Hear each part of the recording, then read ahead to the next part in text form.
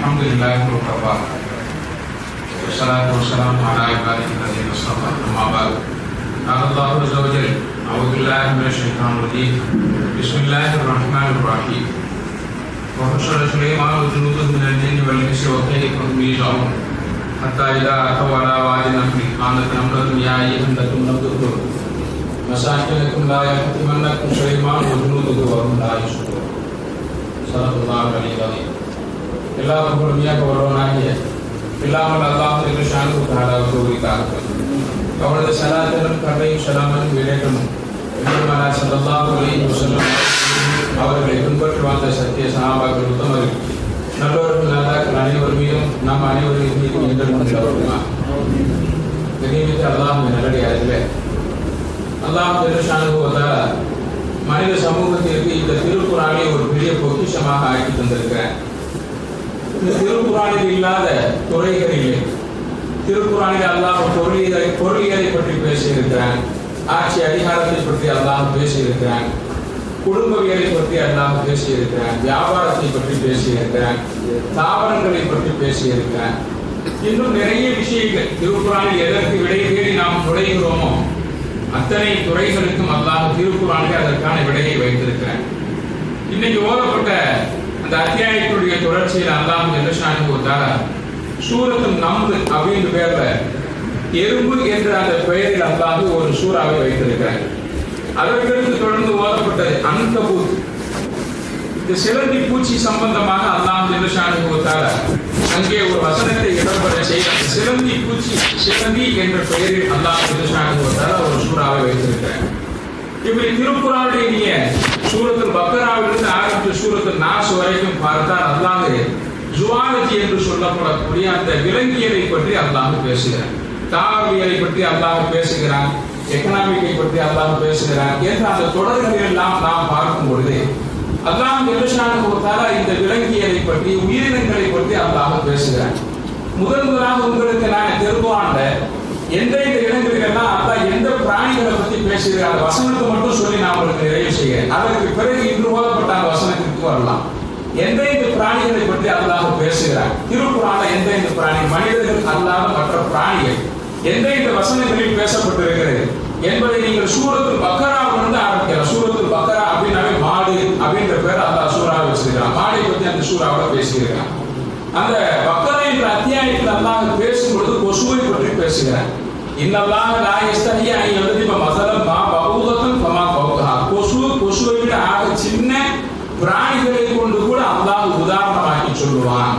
அந்த உதாரணமாக்கி சொல்லுவதில் அல்லாஹ்வுக்கு எந்த விதமான தயக்கமோ வெட்கமோ கிடையாது என்று அல்லாஹ் பேசுகிறார். காபிர்கள் எல்லாம் எள்ளி நகையாடி பேசிய அந்த சமயம், பெருமானா ஸல்லல்லாஹு அலைஹி வஸல்லம் அவர்களை நகைத்து பேசிய அந்த சமயம் அல்லாஹ்வுக்கு உதாரணத்திற்கு வேற ஒன்றுமே கிடைக்கலையா? உலகத்தில் ஆக சின்ன பிராணியாக இருக்கக்கூடிய கொசுவை போய் உதாரணமாக்கி சொல்லுகிறானே, அதை போய் இவ்வளவு பெரிய ஒரு நபியாக வந்திருக்கக்கூடியவர்கள் அதை எடுத்து பேசுகிறார்கள் என்று எள்ளி நகையாடி நகைத்து பேசிய அந்த சந்தர்ப்பத்தில் அல்லாஹ் சொல்லுகிறான், கொசுவை விடவும் ஆக சின்ன பிராணியாக இருக்கக்கூடிய அந்த பிராணிகளையும் அல்லாஹ் உதாரணமாக்கி சொல்லுவதில் அல்லாஹ்வுக்கு ஒன்றும் வெட்கம் கிடையாது. அல்லாஹ் எதை உதாரணமாக்கி சொல்லுகிறானோ அதனை கொண்டு அல்லாஹ் சிலருக்கு நேர்வழியை காண்பிப்பான், சிலருக்கு அல்லாஹ் தவறான பாதையை காண்பித்து விடுவான் என்று அந்த தொடரில் அல்லாஹ் கொசுவை பற்றி பேசுகிறான், மாடை பற்றி பேசியதை நம்ம பார்க்கிறோம்.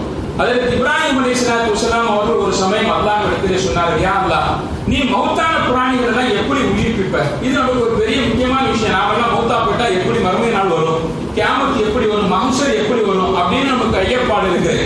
அதற்கு இப்ராஹிம் அலைஹிஸ்ஸலாத்து வஸலாம் அவர்கள் இந்த கேள்வி அல்லாஹ்விடத்திலே முன்வைத்தார்கள், நீ எப்படி மௌத்தானவற்றை எல்லாம் உயிர்ப்பிப்பாய் என்று அல்லாஹ்விடத்திலே கேட்கும் பொழுது அல்லாஹ் ஹஜ்ரத் இப்ராஹிம் அலைஹிஸ்ஸலாத்தை கேட்டான், அவலம் தும்மி, நீ சாதாரண ஒரு கிராமத்துக்கான மார்க்கத்தை விளங்காததை போல இப்படி ஒரு கேள்வியை முன்வைத்து விட்டீரே, நீ இன்னும் என்னை பற்றி பரிபூர்ணமான ஈமான் கொள்ளலையா என்று அல்லாஹ் ஹஜ்ரத் இப்ராஹிம் அலைஹிஸ்ஸலாமிற்கு செய்து இந்த பதிலை சொல்லி என்ன செய்தான் தெரியுமா? ஃபகுத அர்பஅத்தன் மினத் தைரி, பறவைகள்ல 4 பறவைகள் எப்படின்னு அல்லாஹ் சொன்னான். பறவைகள்ல 4 வகையான பறவைகள் பிடிக்கப்பட்டது.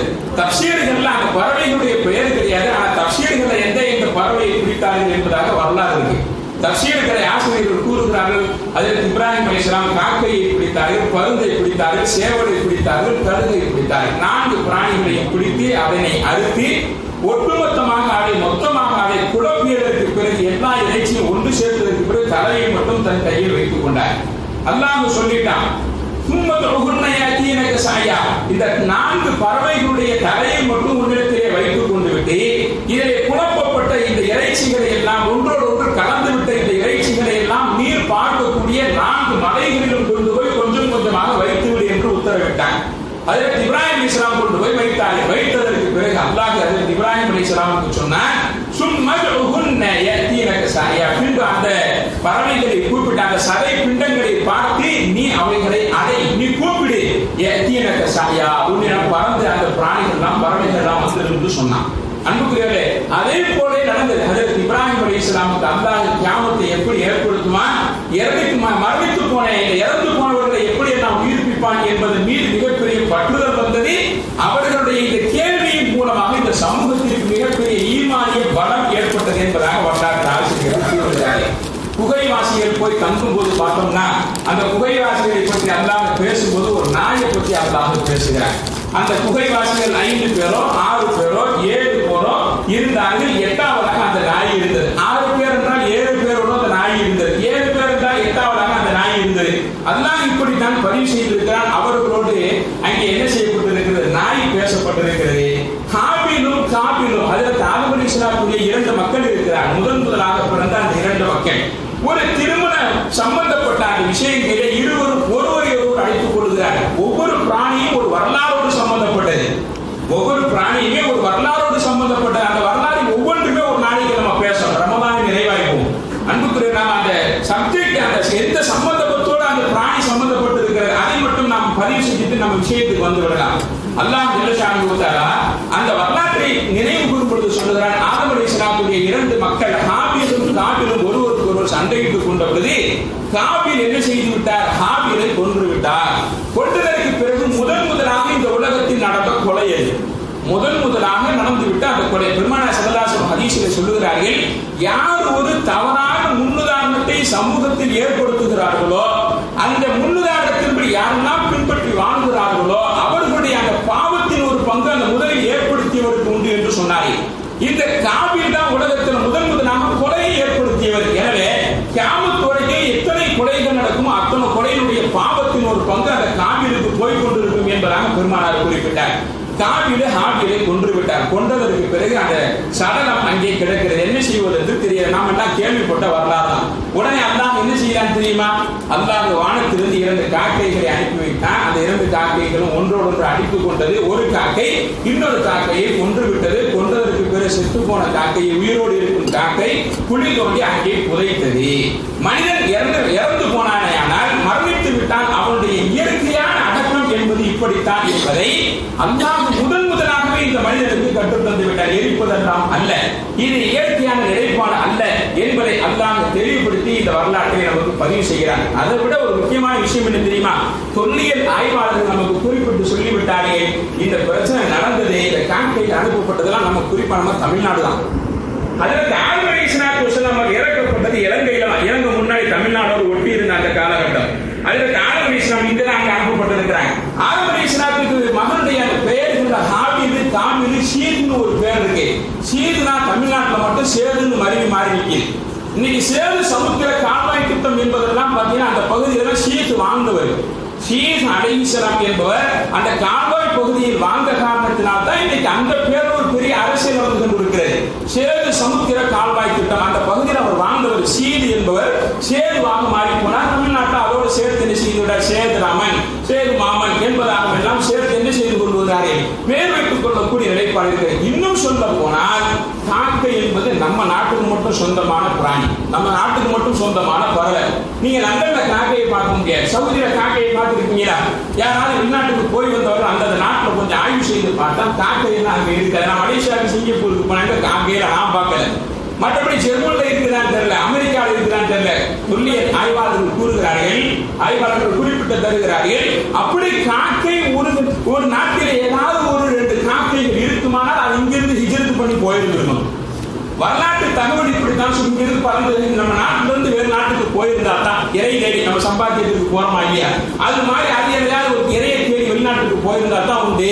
ஆனால் இந்த காக்கையினுடைய பிறப்பிடம் என்பதும் வாழ்விடம் என்பதும் நம்ம பகுதி தான். எனவே இது நமக்கு ஒரு பெருமையான விஷயம் தான். வரலாற்று பூர்வமாக நம்முடைய தமிழ்நாடு என்பது தரிபட்டு இருக்கிறது என்பதுதான். அன்புக்குரியவர்களே, காக்கை பேசப்பட்டு விட்டது, நாய் பேசப்பட்டு விட்டது. அல்லாஹ் ஜல்லஷானஹு தஆலா அடுத்து சொல்லுகிறார், வஅவ்ஹைனா இலன் நஹ்லி, நாம் என்ன செஞ்சிருக்கிறோம், தேனியை நாம் தேனிக்கு என்ன செய்தோம், வஹி அனுப்பி தந்தோம்ன்றான்.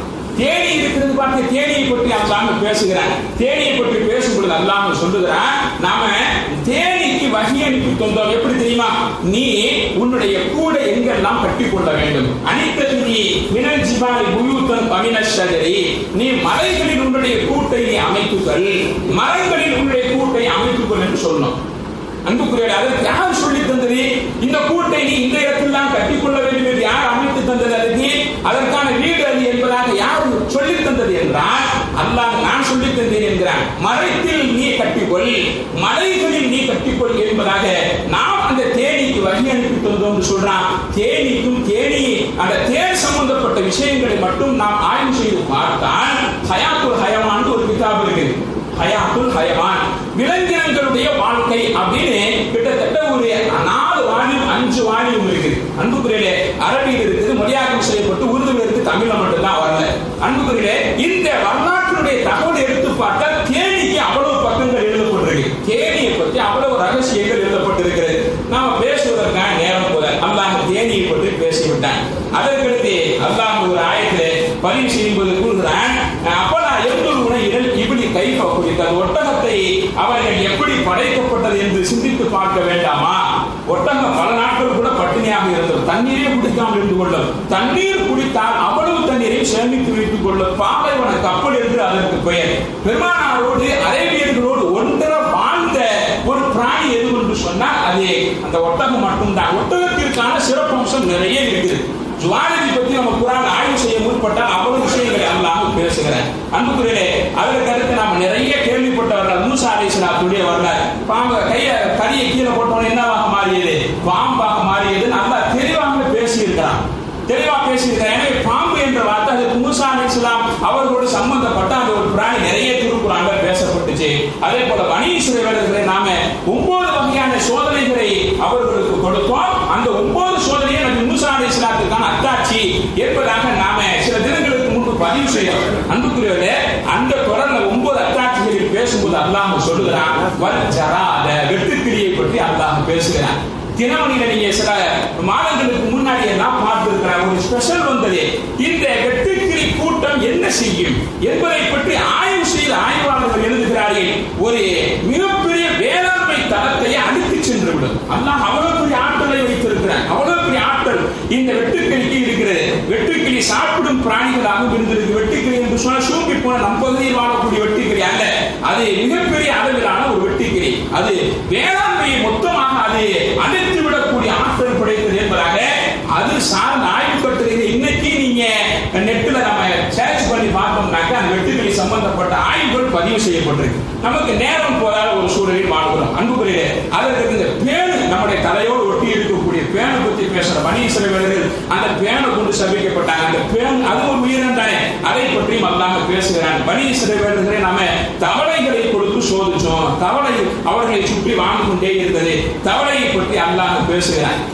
அன்புக்குரிய, அதற்கடுத்து அல்லாஹ் குறிப்பிடும் பொழுது சொல்லுகிறான், அதற்கு மூசா அலைஹிஸ்ஸலாம் தௌராத் வேதத்தை அல்லாஹ்விடத்திலே கேட்டு பெறுவதற்காக 40 நாள் தவம் இருப்பதற்காக கூர்சினா மலைக்கு போன பொழுது இங்கே பிரதிநிதியாக யார் நியமித்து விட்டு சென்றார்கள்? ஹஜ்ரத் ஹாரூன் நபி அலைஹிஸ்ஸலாத்து வஸலாம் அவர்களை நியமித்து விட்டு சென்றார்கள். அந்த சமயம் பார்த்து இந்த சாமையின் ஒருத்த இந்த பிராமணர்களுடைய மூல தாத்தா அவன்தான். பிராமணர்களுக்கு இன்னைக்கு யூதர்களுக்குமான மூல காரியாருங்க மாற்று அரசியல் என்பது, இன்னைக்கு கோமான அரசியல் என்பதும் யாருடைய அடிப்படையில் இருந்து சித்தாந்தத்திலிருந்து பெறப்பட்ட ஒன்று. அன்னைக்கு அந்த சாமிரி தான் அதற்கு மூல காரண கருத்தாவாக இருந்திருப்பான். அன்புக்குரிய அவன் என்ன செஞ்சான், அதற்கு மூசா அலைஹிஸ்ஸலாம் வருவதற்குள்ளே இங்கே ஒரு தங்கத்துல மாடு செய்து என்ன செஞ்சான், அதில் ஜிப்ரீல் அலைஹிஸ்ஸலாத்துடைய அந்த குதிரையினுடைய கொழும்பு பட்ட அந்த மண்ணை எடுத்து அது வாயில் போட்டு அது உயிர் பெற்று விட்டது. இதுதான் இனிமே கடவுள் அப்படின்னு சாமிரி அந்த மக்களை நம்ப வைத்து விட்டான். மூசா அலைஹிஸ்ஸலாம் வந்து கோபப்பட்டாங்க. அதற்கு பிறகு ஹாரூன் அலைஹிஸ்ஸலாத்தை கண்டித்தார்கள் என்பதெல்லாம் ஒரு தனிப்பட்ட வரலாறாக செல்லும் பொழுது அல்லாஹ் அந்த வரலாற்றை நினைவுபடுத்தும் பொழுது பேசுகிறான், காளை கன்று என்ற அந்த இஜில் என்ற வார்த்தையை அல்லாஹ் அங்கே பயன்படுத்துகிறான். அதே போல பனி இஸ்ரவேலர்களுக்கு சனிக்கிழமை பெருநாளாக இருந்தது. நீங்க சனிக்கிழமை மீன் பிடிக்க போக கூடாது என்று அல்லாஹ் உத்தரவு போட்டான். இவங்க வெள்ளிக்கிழமை வலை விரிச்சுட்டு வந்துருவாங்க. மனுஷன் ரொம்ப தெளிவானவன் இல்ல. அதனால வெள்ளிக்கிழமையே வந்து வலையை விரித்து விட்டு அல்லாஹ்வுக்கு எதிரான சூழ்ச்சி செய்வார். சனிக்கிழமை போக கூடாது, நம்ம வெள்ளிக்கிழமை இரவு என்ன செய்திருவோம், வலையை எல்லாம் விரித்து விட்டு வந்து விடலாம் என்ற அந்த மிகப்பெரிய சூழ்ச்சியை செய்த அந்த வரலாற்று தகவலை பேசும் பொழுது அல்லாஹ் மீனை பற்றி பேசுகிறான். இன்னைக்கு ஓதப்பட்ட வசனத்தில் மீனை பற்றி பேசப்படுகிறது. அன்புக்குரியவர்களே, பனி இஸ்ரவேலர்கள் ஒட்டுமொத்தமாக அல்லாஹ்வுக்கு முரண்பட்டு நடந்த பொழுது, அல்லாஹ்வை நிராகரித்த பொழுது, இந்த கோமாராவை இந்த காளை கன்றை வணங்க முற்பட்ட பொழுது, நபி மூசா அலைஹிஸ்ஸலாத்தையும் ஹாரூன் நபியையும் அவர்கள் நிராகரித்த பொழுது அல்லாஹ் என்ன செய்தார் தெரியுமா, அவர்கள் மீது சபிச்சுட்டான். நீங்க என்ன செய்து விடுங்கள், நீங்கள் ஒருவர் அடித்துக் கொள்ளுங்கள், நீங்கள் ஒருவருக்கு ஒருவர் அடித்துக் கொள்ளுங்க, அவங்களுக்கு தண்டனை என்னங்க, ஒருத்தர் வெட்டிக்கிறதா. இதை தாண்டி அல்லாஹ் அந்த சமூகத்தின் மீது சபித்தது எது தெரியுமா, கூனு கிரதன் ஹாசி, கேவலம் அடைந்த குரங்குகளா மாறி போங்க, கேவலம் அடைந்த குரங்குகளாய் நீங்க மாறிங்க அப்படின்னு நாம சொல்லிவிட்டோம். பனி இஸ்ரவேலர்களை பார்த்து, இறைவனுக்கு முரண்பட்டவர்களை பார்த்து என்று அல்லாஹ் பேசும் பொழுது, பனி இஸ்ரவேலர்களுக்கான அந்த சாபத்தையும் தண்டனையும் சொல்லும் பொழுது இந்த குரங்கை நினைவுபடுத்தி பேசுகிறேன். அன்புக்குரியவர்களே, அதற்கு ஒரு வசனத்தில் அல்லாஹ் பேசுகிறான், வல் ஹைல வல் பிலால வல் ஹமீர லிதர்குபுஹா ஸீனா.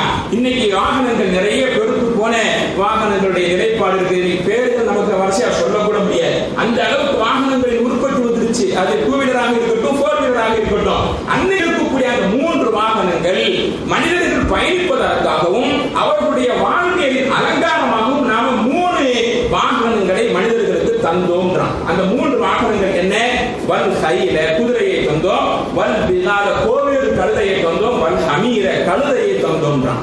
இந்த 3 பிராணிகளை மனிதர்கள் பயணிப்பதற்கான தான் நினைத்த இடத்திற்கு அவர்கள் செல்லுவதற்கான வாகனங்களாக நாம இதை படைத்தோம் என்று அல்லாஹ் சொல்லுகிறான். அடுத்து இன்னொரு வசனத்திலே பேசுகிறான், குர்ரிமத் அலைக்குமுல் மைத்தத்து வத்தம் வலஹமுல் கின்சீர். உங்களுக்கு செத்து போன பிராணி, ரத்தம் ஆகியவை, அத்தோடு பன்றியின் இறைச்சி உங்களுக்கு ஹராமாக்கப்பட்டுள்ளது என்று பேசும் பொழுது அல்லாஹ் என்ன செய்திருக்கிறான், இந்த பன்றியை பற்றியும் அல்லாஹ் பேசியிருக்கிறான். இப்படி நிறைய நமக்கு இந்த உயிரினங்களை பற்றி, விலங்குகளை பற்றிய தகவலை அல்லாஹ் பதிவு செய்து வைத்திருக்கிறான். அதற்கு நாம எல்லாம் அறிஞ்ச ஒரு விஷயம், ஒரு சூரா என்ன, அலம் தர கைஃப ஃபஅல ரப்புக பி அஸ்ஹாபில் ஃபீல். யானை படையை நாம் என்ன செய்தோம் என்று நபியை நீங்கள் பார்க்கவில்லையா? காபத்துல்லா இடிப்பதற்காக அப்ரஹா யமன் நாட்டிலிருந்து யானை படையை அழைத்துக் கொண்டு வந்தான். அவன் எங்கவே தோஷம் செய்தோம், ஹரம் எல்லைக்குள்ள எல்லாம் அவனை வரவில்லை. நம்ம அதற்கு முன்னாடியே இருக்கக்கூடிய முஸ்தலிஃபா என்ற பகுதி இருக்கா இல்லையா, அந்த பகுதிக்கு முன்பே அந்த யானை படையை நாம் என்ன செய்தோம், துவம்சம் செய்து விட்டோம். எதனை கொண்டு, அபாபில் என்ற பறவையை கொண்டு. அங்க 2 பிராணிகளை பற்றி அல்லாஹ் பேசும். யானை பற்றி பேசிட்டா, யானை எவ்வளவு பெரிய படைப்பு இந்த உலகத்தில் அல்லாஹ்வால் படைக்கப்பட்டது. அதனை அனுப்பதற்கு அல்லாஹ் சின்ன ஒரு பறவையை கொண்டு, ஒரு சிட்டுக்குருவியை காட்டிலும் ஆக சிறிய. இன்னைக்கும் பார்க்கிறேன், நம்ம உம்ராவுக்கு ஹஜ்ஜுக்கு போயிருக்கக்கூடிய அந்த சந்தர்ப்பங்கள்ல ஹாஜிகள் சொல்றாங்க, நான் அபாபில் பறவையை பார்த்தேன், ஆக சின்ன பறவையாக இருக்கிறது, காபத்துல்லாவை சுற்றி கொண்டே இருக்கிறது. அப்படிப்பட்ட அந்த சிறிய பறவைகளை கொண்டு அப்ரஹாமுடைய யானைப்படையை தோற்கடித்தோம் என்று பேசும் பொழுது அல்லாஹ் இப்படி பேசுகிறான். அன்புக்குரியவர்களே, பெருமானார் ஸல்லல்லாஹு அலைஹி வஸல்லம் அவர்கள் நமக்கு அடுத்து இந்த உயிரினங்களை பற்றி பேசும் பொழுது அல்லாஹ் நமக்கு குறிப்பிட்டு தருகிறான். இன்று ஓதப்பட்ட வசனங்களிலே 3 விஷயங்கள் முத்தாய்ப்பான பிராணிகளாக அல்லாஹ் சொல்றான். ஒன்னு இருக்குது எறும்பு, இன்னொன்னு இருக்குது மீன், மூன்றாவதாக அல்லாஹ் பேசுகிறான் சிலந்தி பூச்சி. இந்த 3க்கும் என்ன செய்திருக்கிறான் தெரியுமா, ஒரு பெரிய இடம் தந்து அல்லாஹ் பேசி வைத்திருக்கிறான். முதலாவதாக நம்ம இந்த சூரா நம்லை பற்றி பார்க்கலாம். இந்த எறும்பு என்ற பெயரில் ஒரு அத்தியாயம், பக்ரா மாடு என்ற பேர்ல அத்தியாயம் வந்துருச்சு. யானை என்ற பேர்ல அறம் கைஃப சூரா வந்து விட்டது. அதற்கு தேனி பேர்ல சூரத்து நஹ்ல் இருக்குது. அதற்கு எறும்பு என்ற பெயர்ல சூரத்து நம்ல் இருக்குது. இந்த நம்லை பற்றி ஆய்வு செய்யக்கூடிய, எறும்பை பற்றி ஆய்வு செய்யக்கூடிய தஃசீர் கலை வல்லுநர்கள் மகத்தான ஒரு தேசியமான ஒரு வரலாற்றை நமக்கு பதிவு செய்கிறார். இந்த எறும்பை பற்றி எப்பொழுது இஸ்லாமியத்தில் பேசப்பட்டது? கண்ணுக்கே தெரியாத ஒரு சின்ன பிராணி குர்ஆன்ல மிகப்பெரிய அளவில் பேசப்பட்டுவிட்ட விஷயம். கண்ணுக்கு புலப்படாத ஒரு சின்ன பிராணி. நாம போகக்கூடிய பாதைகள் எத்தனையோ எறும்புகளை நாம கொண்டிருப்போம், நசுக்கி இருப்போம், நம்மளே அறியாமலேயே. அன்புக்குரிய, ஆனா அதை அல்லாஹ் பேசும் பொழுது குர்ஆன்ல ஒரு பெரிய அளவுல பேசியிருக்கிறான். எப்படி பேசியிருக்கிறான் தெரியுமா? ஹஜ்ரத் சுலைமான் அலைஹிஸ்ஸலாத்து வஸலாம் தன்னுடைய படை பட்டாளத்தோடு ஒரு முறை வந்து கொண்டிருக்கிறார். ஒரு போருக்காக வந்து கொண்டிருக்கிறார். வந்து கொண்டிருக்கக்கூடிய அந்த சமயம் வஹுஷர சுலைமான் ஜுனூதுஹு மினல் ஜின்னி வல் இன்சி வத் தைரி ஃபஹும் யூஸூன் ஹத்தா இதா அதவ் அலா வாதின் நம்ல். அந்த எறும்புகள் எல்லாம் குடியிருக்கக்கூடிய ஒரு பகுதியை நோக்கி அந்த சுலைமான் அலைஹிஸ்ஸலாத்துடைய படை வருகிறது. வரலாற்று ஆசிரியர்கள் நமக்கு குறிப்பிட்டு தருகிறார்கள், அந்த சுலைமான் அலைஹிஸ்ஸலாம் வந்ததற்கு பிறகு அந்த எறும்பினுடைய பட்டாளத்தின் தலைமை ஒன்று இருக்கிறது பார்த்தீர்களா? அந்த தலைமையான எறும்பு, அந்த எறும்புக்கு பேர் என்ன சொல்லுவாங்க? எறும்பினுடைய தலைமைக்கு ராணி எறும்பு. ராணி எறும்புன்னு சொல்லுவோமா? ராணி எறும்புன்னு சொல்லுவோம். அந்த தலைமையான அந்த எறும்புக்கு சொல்லக்கூடிய அந்த பேர் நமக்கு இருக்கிற ராணி எறும்பு. அதான் அத்தனையுமே கமாண்டிங் பண்ணக்கூடிய ஒரு ஆற்றல் படைத்து இருக்கக்கூடிய அந்த எறும்பு. அந்த எறும்பு என்ன செய்தது தெரியுமா? நபி சுலைமான் அலைஹிஸ்ஸலாம் பக்கத்துல வந்த உடனே இந்த தகவலை சொல்லல. சுலைமான் அலைஹிஸ்ஸலாம் அவர்கள் பல மைல்களுக்கு அப்பால் வந்து கொண்டிருக்கிறார். வந்து கொண்டிருக்கக்கூடிய அந்த சந்தர்ப்பத்திலே இங்கே தன்னுடைய இனத்தோடு கூட்டத்தோடு இருக்கக்கூடிய அந்த எறும்பு, அந்த தலைமையான எறும்பு தன்னுடைய கூட்டத்தில் இருக்கக்கூடிய அத்தனை எறும்புகளுக்கும் சொன்னதான், யா ஐயத்துஹன் நம்மளுக்கு குழு மசாக்கினக்கும், நீங்க உங்களுடைய பொந்துகளுக்குள்ளே நுழைந்து கொள்ளுங்கள் எறும்புகளே என்று அந்த தலைமையான எறும்பு தன்னுடைய இனத்தை சார்ந்திருக்கக்கூடிய அத்தனை எறும்புகளுக்கும் சொன்னது. அது மட்டுமல்ல, லா யஹ்திமன்னக்கும் சுலைமானு ஜுனூதுஹு, சுலைமான் அலைஹிஸ்ஸலாம் அவருடைய பட்டாளமும் அவர்கள் மிதிச்சிடக்கூடாது. லா யஹ்திமன்னக்கும் சுலைமானு ஜுனூதுஹு வஹும் லா யஷ்ஊரூன், அவர்கள் அறியாமல் என்ன செய்து விடுவார்கள்? உங்களை மிதித்து கொன்று விடுவார்கள். எனவே உங்களுடைய பொந்துகளுக்குள்ளே நுழைந்து கொள்ளுங்கள் என்பதாக இந்த எறும்பு சொன்ன அந்த வார்த்தையை ஹஜ்ரத் சுலைமான் அலைஹிஸ்ஸலாத்து வஸலாம் அவர்கள் கேட்டு சிரித்து விட்டார். ஃபதபஸ்ஸம லாஹிக மின் கௌலிஹா, அந்த எறும்பு பேசிய அந்த வார்த்தையை ஹஜ்ரத் நபி சுலைமான் அலைஹிஸ்ஸலாம் எல்லா பிராணிகளுடைய மொழியும் தரப்பட்டவர். நாம நேற்று ஒரு சில தினங்களுக்கு முன் பேசணும் இல்லையா? உலகத்தின் ஆட்சி தரப்பட்டவர்கள் 2 பேரு.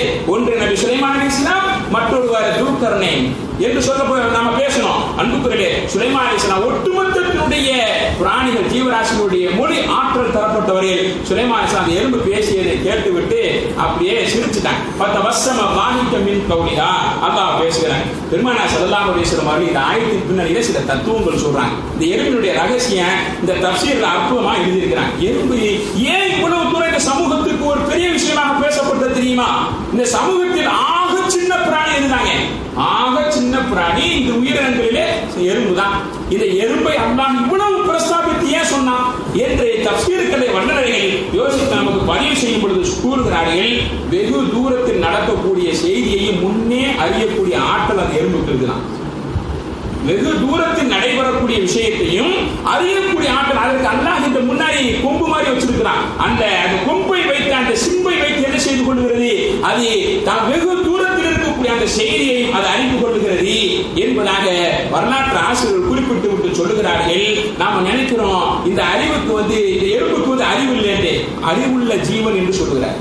அறிவுள்ள ஜீவன் எறும்பு என்பதாக குறிப்பிடுகிறார். அதற்கடுத்து நமக்கு தஃப்சீர்களை வல்லுநர்கள் கூறுகிறார்கள், எறும்புட்ட சேமிக்கக்கூடிய ஆற்றல் இருக்கு.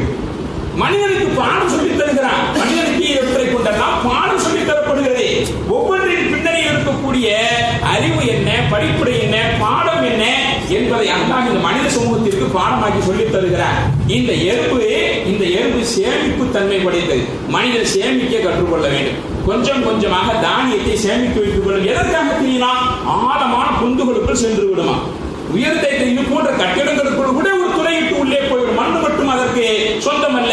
ஒரு கட்டிடங்களுக்குள்ளே நுழைந்துவிடக்கூடிய ஆற்றல் படைத்தது. அது தானியங்களை ஆக தாழ்வான இடத்திற்கு கொண்டு போய் பதுக்கி வைத்துக் கொள்ளும். காரணம் என்ன தெரியுமா? மழை காலங்களிலே எறும்பு வெளியில் வர முடியாது. வரலாற்று ஆசிரியர் தஃப்சீர்களை வல்லுநர்கள் கூறுகிறார்கள். அது மட்டுமல்ல, இந்த தானியத்தை தூக்கி கொண்டு போகும்போது எறும்பு அந்த தானியத்தை 2ஆக உடைத்து விடுமா. ஏன்னா அந்த தானியம் முழுசா இருந்தா முளைச்சிடும். எவ்வளவு பெரிய ஆற்றலையும் அறிவையும் அல்லாஹ் அதற்கு தந்திருக்கிறான் என்று தஃப்சீர்களை வல்லுநர்கள் வியந்து போகிறார்கள். எறும்பு 2ஆக உடைத்து வைத்துக் கொள்ள, உடைத்து விட்ட தானியம், உடைத்து போன தானியங்கள் வித்துக்கள் முளைக்காது. உடைத்து போன தானியங்கள் முளைக்காது, அது தன்னுடைய இயற்கை தன்மை இழந்து போயிடும். எறும்புகள் அதை கொண்டு போய் சேமிப்பதற்கு முன்பாகவே அதை கட் பண்ணி அதை இரண்டாக பிளந்து கொண்டு போய் தன்னுடைய அந்த கருவறைக்குள் வைத்துக் கொள்ளுகிறது என்பதாக ஆசிரியர்கள் குறிப்பிட்டு விட்டு அடுத்து சொல்லுகிறார்கள். எறும்பு ஒரு காலம் சோம்பலாக இருக்காது, எறும்பு ஒருபோதும் தூங்காது, எறும்பு தான் சுறுசுறுப்புக்கு உங்களுக்கு இலக்கணம் உதாரணம் என்பதாக வரலாற்று ஆசிரியர்கள் குறிப்பிட்டு விட்டு அடுத்து சொல்லுகிறார்கள். எறும்பை பற்றி அந்த சூறாவிலே பதிவு செய்யும் பொழுது எறும்புகளுடைய தன்மை என்ன தெரியுமா? தன்னுடைய தலைமைக்கு கட்டுப்படும். சுலைமான் அலைஹிஸ்ஸலாத்து வஸ்ஸலாம் அவருடைய வருகையை அந்த தலைமையான எறும்பு சொன்ன பொழுது அத்தனை எறும்புகளுமே கட்டுப்பட்டு பொந்துக்குள் போய் ஒளிந்து கொண்டன, தன் உயிரை காப்பாற்றிக் கொண்டு விட்டன.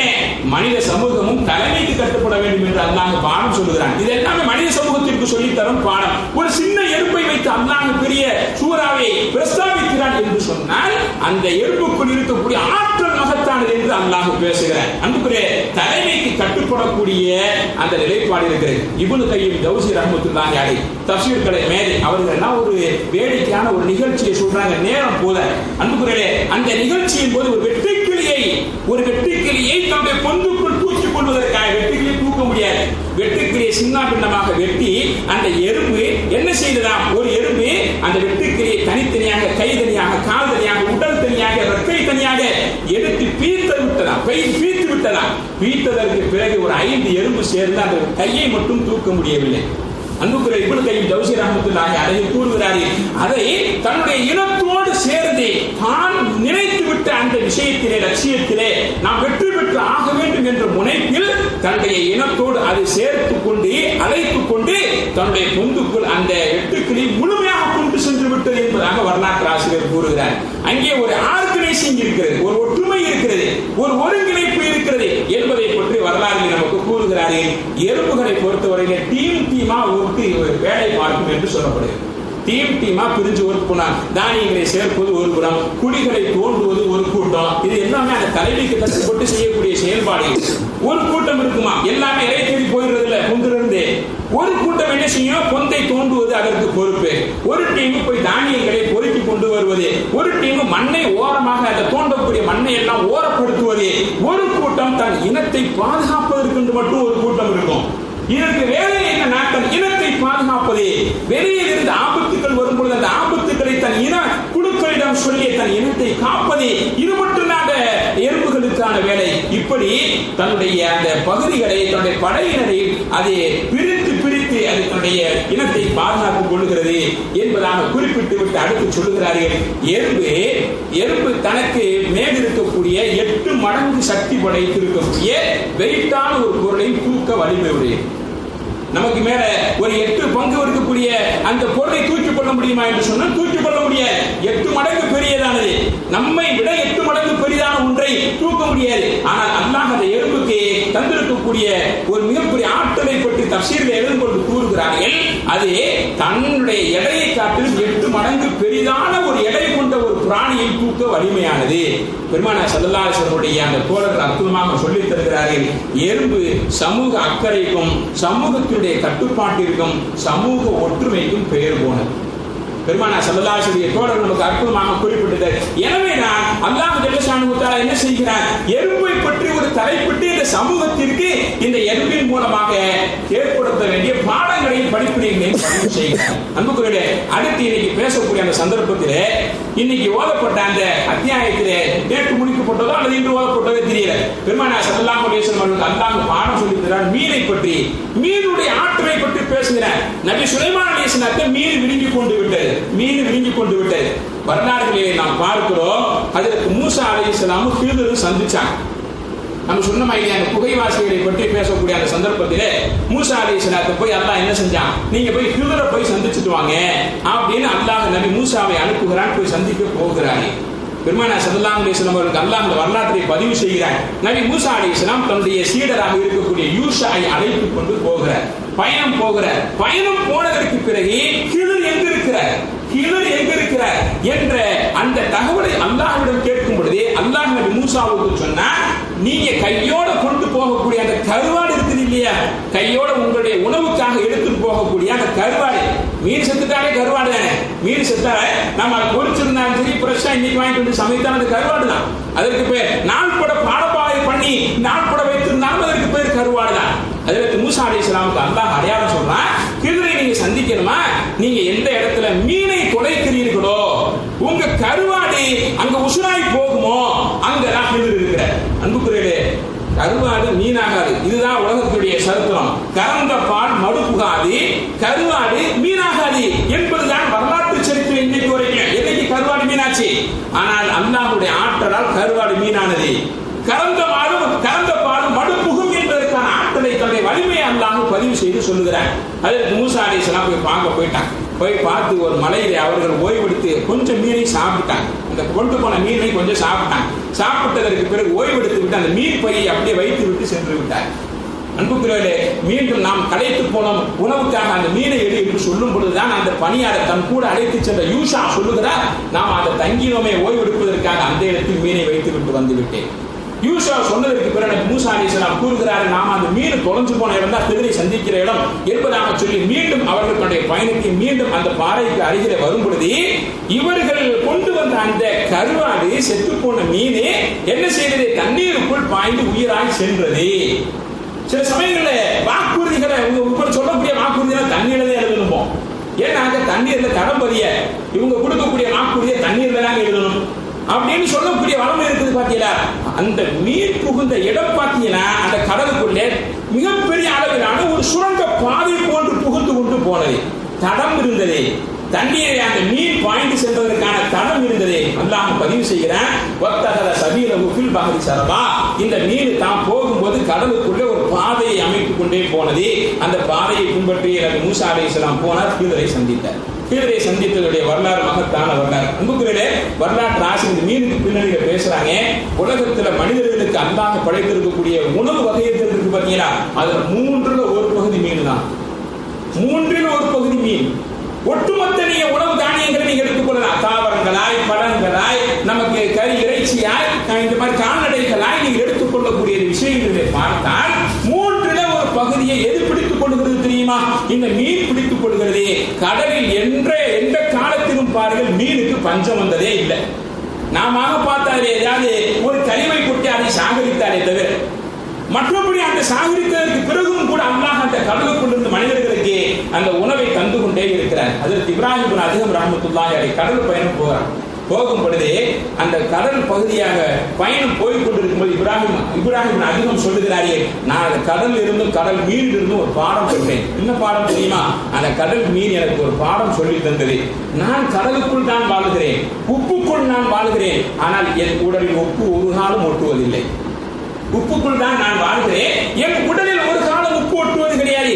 நீங்கள் மட்டும் உலகில் வாழ்ந்து இந்த உலகத்தின் ஆசாபாசம் உங்களுக்கு எப்படி புகுந்தது என்று மீன் எனக்கு பாடம் நடத்தியது என்பதாக அதற்கு இப்ராஹிம் அலைஹிஸ்ஸலாம் அவர்கள் கூறியது எல்லாம் வரலாற்று கிரந்தங்களிலே பதிவு செய்யப்பட்டிருக்கிறது. அல்லாஹ் சோனத்தினுடைய உணவாக மீனை தான் நமக்கு தந்திருக்கிறார். சோனத்தினுடைய முதல் உணவு எது? மீன் தான். மீனை கொண்டுதான் அல்லாஹ் முதலாக விருந்தை நமக்கு ஆரம்பம் செய்ய. மீன் சாப்பாடு தான் முதல்ல சொர்க்கத்திற்குள்ளே போனதற்கு பிறகு. அன்புக்குரியவரே, இன்னைக்கு நீங்க தகவல் பார்த்திருக்கலாம், இன்னைக்கு நேற்று மீடியாக்கள்ல பார்த்திருக்கலாம், மீன் மட்டும் ஏங்க செத்து போனா நமக்கு ஹலால்? செத்து போனவைகளிலே உங்களுக்கு மீன் ஹலால் என்று சொல்லப்பட்டிருக்கிறது. ஏன் செத்து போனதுக்கு பேர் மீன் மட்டும் ஹலால்? ஆடு அப்படி அறுபடாம செத்து போச்சுன்னா ஹலால் கிடையாது. ஆடு அறுக்கப்படாம செத்து போச்சுன்னா ஹலால் கிடையாது. மாடு அறுக்கப்படாம செத்து போச்சுன்னா நமக்கு ஹலால் கிடையாது. ஆனா மீன் மட்டும் அப்படியே செத்து போனா நமக்கு ஹலால். எப்படி ஹலால் ஆகுகிறது? நேற்றோ அல்லது இன்றோ நீங்கள் மீடியாக்களில் பார்த்திருக்கலாம். எப்படி ஹலால் ஆகுகிறது தெரியுமா? ஒரு மீனை தண்ணீருக்குள்ளிருந்து நீங்கள் எடுத்து விட்டாலே, தண்ணீருக்குள்ளிருந்து எடுத்துட்டோம், அதை மீனை பிடிச்சாலும் சரி, அதை ஏதோ ஒரு சந்தர்ப்பத்தில் அந்த மீன் வெளியேறினாலும் சரி, மீனை நீங்கள் எடுத்து விட்டாலே, தண்ணீரை விட்டு அதை நீக்கும் பொழுது இந்த மீனுடைய உடலுக்குள் இருக்கக்கூடிய ஒட்டுமொத்த அந்த ரத்தம் அந்த செதிலுக்குள்ள போயிடும். அந்த செதில் சிகப்பாக இருக்கிறது பார்த்தீர்களா? செதில் சிகப்பாக இருப்பதற்கான காரணத்தை இன்றைய ஆய்வாளர்கள் கூறுகிறார்கள். அல்லாஹ் மீனை நமக்கு ஆகுமானதுக்கு காரணம் எல்லா உடலில் இருக்கக்கூடிய ஒட்டுமொத்த ரத்தமும் தண்ணீருக்குள்ளிருந்து மீனை எடுக்கும் பொழுதே அது செதிலில் போய் உறைந்து கொள்ளுகிறது. நீங்க மீனை சுத்தப்படுத்தும் போது செதிலில் தூக்கி போட்டுறீங்க, உடலில் இருக்கக்கூடிய ஒட்டுமொத்த மீனும் சூப்பர், சாப்பிடுவதற்கு அது இதமானது. அதில் எந்த விதமான பாயசனும் இல்லை. நீங்க ஆடை போட்டு எடுக்க வேண்டியதில்லை, மாடை போட்டு எடுக்க வேண்டியதில்லை, ஒட்டகத்தை போட்டு எடுக்க வேண்டியதில்லை. எனவே தான் அல்லாஹ் உங்களுக்கு சாப்பிடுவதற்கு இந்த மீனை செத்து போனாலும் ஹலாலாக்கி இருக்கிறான் என்பதாக பெருமானார் ஸல்லல்லாஹு அலைஹி வஸல்லம் அவருடைய தோழர்கள் நமக்கு அற்புதமாக குறிப்பிட்டு தருகிறார்கள். மீன்ல பாத்தீங்கன்னா செனை இருக்கும். இன்னைக்கு அந்த ஆய்வு வெளிப்படுத்தப்பட்டிருக்கிறது. மீனுடைய செனை மருத்துவ குணம் படைத்தது. மீனுடைய செனைக்கு இன்னைக்கு மருத்துவர் என்ன சொல்லியிருக்கிறார் தெரியுமா? இதுவும் இந்த 2 தினங்களுக்கு முன்னால் வந்த தகவல். என்ன தகவல்? மீனுடைய அந்த செனை இருக்கிறதே, அதை சாப்பிட்டால் ஒட்டுமொத்தத்துடைய உடலில் இருக்கக்கூடிய எலும்புகளின் அந்த ஜாயிண்ட்களுக்கு அது மருத்துவமானது என்று குறிப்பிட்டதோடு மீனுடைய அந்த செனை கொலஸ்ட்ராலை அது கண்ட்ரோல் செய்யும் என்பதாக மருத்துவர்கள் கூறி தருகிறார். அன்புக்குரியவர்களே, அதில் யூனுஸ் அலைஹிஸ்ஸலாத்து வஸலாம் 40 நாள் மீனின் வயிற்றுக்குள் இருந்திருக்கிறார். 40 நாட்கள் மீனின் வயிற்றுக்குள் இருந்திருக்கிறார். திருக்குர்ஆன் அல்லாஹ் சொல்கிறான், "பலவுலா அன்னஹு கான மினல் முஸப்பிஹீன்." மீனின் வயிற்றுக்குள் அது ஒரு பெரிய வரலாற்று பின்னணி கொண்டது. ஏன் அவர் போய் மீன் வயிற்றுக்குள்ள போனார்? கடலுக்குள் தப்பினால் அவரை ஒரு மீன் விழுங்கி கொண்டு விட்டது. வரலாற்று தகவல் பின்னணி கொண்டது. நாம் அந்த மீனை மட்டும் பேசுவோம். ஹஜ்ரத் பெருமானார் ஸல்லல்லாஹு அலைஹி வஸல்லம் அவர்களுக்கு அல்லாஹ் வரலாறு சொல்லும் பொழுது கூறுகிறார், ஹஜ்ரத் யூனுஸ் அலைஹிஸ்ஸலாம் 40 நாட்கள் மீனின் வயிற்றுக்குள் இருந்தார்கள். மீனின் வயிற்றுக்குள் இருந்து தஸ்பீஹ் செய்து கொண்டே இருக்காங்க. என்ன தஸ்பீஹ் செஞ்சாங்க? சொல்லுங்க பாப்போம். என்ன தஸ்பீஹ்? லா இலாஹ இல்லா அன்த சுப்ஹானக இன்னி குன்து மினல் ஸாலிமீன். இந்த தஸ்பீஹை செய்து கொண்டே இருந்தார். 40 நாட்கள் தஸ்பீஹ் செய்து கொண்டிருந்தார். அன்புக்குரியவர்களே, அல்லாஹ் ஆயத்துல சொல்றான், அவர் மட்டும் தஸ்பீஹ் செய்பவராக இல்லை என்று சொன்னால் மீன் வயிற்றிலே செத்திருப்பார். அல்லாஹ் சொல்றான், "பலவுலா அன்னஹு கான மினல் முஸப்பிஹீன்." அவர் மட்டும் அந்த வயிற்றுக்குள் இருந்த அந்த தஸ்பீஹை சொல்லவில்லை என்று சொன்னால் லபிஸ ஃபீ பத்னிஹி இலா யௌமி யுபாஸூன். மீன் வயிற்றுக்குள்ளேயே கியாமத் வரைக்கும் அவர் சுத்திக்கிட்டே இருந்திருப்பார். ஆயத்தில் அல்லாஹ் பேசுகிறான். இந்த ஆயத்திலே பதிவு செய்கிறான், மீனின் வயிற்றுக்குள்ளதான் அவர் கியாமத் வரைக்கும் இருந்திருக்கணும். அவர் செய்த மிகப்பெரிய விஷயம் எது தெரியுமா? அவர் இந்த தஸ்பீஹை சொல்ல சொல்ல சொல்ல சொல்ல அல்லாஹ் இறக்கப்பட்ட அவருடைய பாவங்களை மன்னித்து என்ன செய்தார்? மீனின் வயிற்றிலிருந்து வெளியே கொண்டு வந்து கரையில் துப்பினார்.